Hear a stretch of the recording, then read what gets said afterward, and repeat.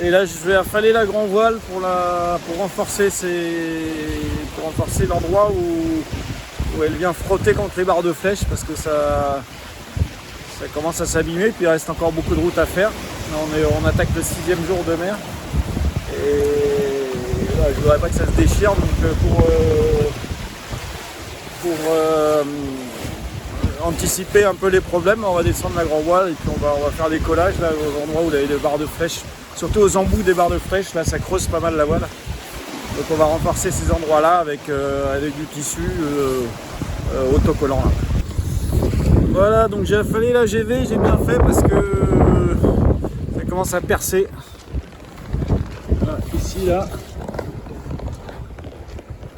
Donc ça commence à alors ça n'a pas attaqué la structure de la voile a priori. Et voilà, on va commencer à se lancer dans la réparation. Tout à l'heure, j'ai failli perdre le grand spi en faisant une connerie. Souvent on vend des conneries de toute façon.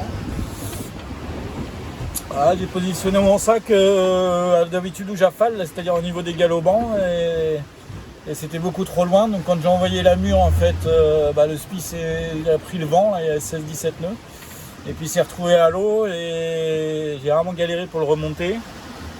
Heureusement j'avais un couteau, le couteau que j'ai installé au pied de mât là, pour couper d'urgence la mure, le bout de la mure. Et puis j'ai réussi à affaler le génois aussi en tenant le spi d'une main et de l'autre en attrapant le bloqueur, et affaler le génois pour essayer de ralentir le bateau. Parce que le spi se gonflait avec la vitesse du bateau, mais il se gonflait avec de l'eau, pas avec de l'air, donc c'était un peu craignos.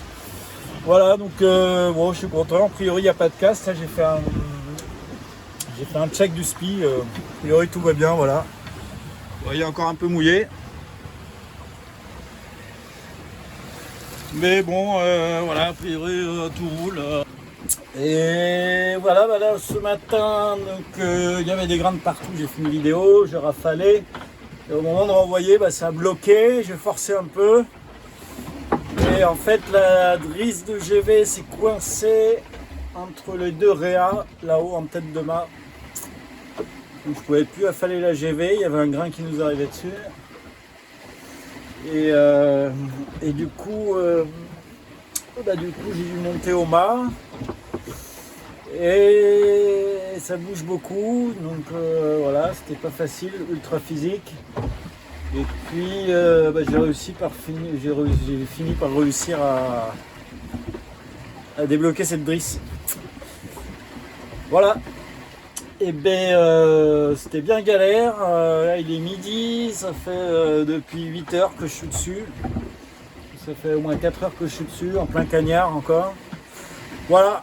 Et bonheur de la plaisance. La plaisance, c'est le pied, comme disait Renaud. Voilà, il y a de la sargasse de partout, partout, partout, partout. Et ça se met où? Eh ben, ça se met dans les safrans. Eh ouais. Un champ de sargasse. Voilà. Ça fait 3 jours que c'est comme ça. Après ça vient se mettre là. Ici là.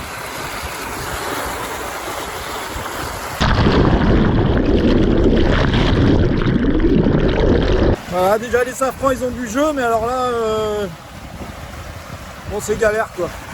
Ça se fout dans le safran. Obligé de le nettoyer, de se mettre à l'arrière là, pour enlever ces sargasses là, qui se prennent dedans là. Et voilà, il faut le faire tous les 10 minutes, tous les quarts d'heure, tous les 5 minutes même.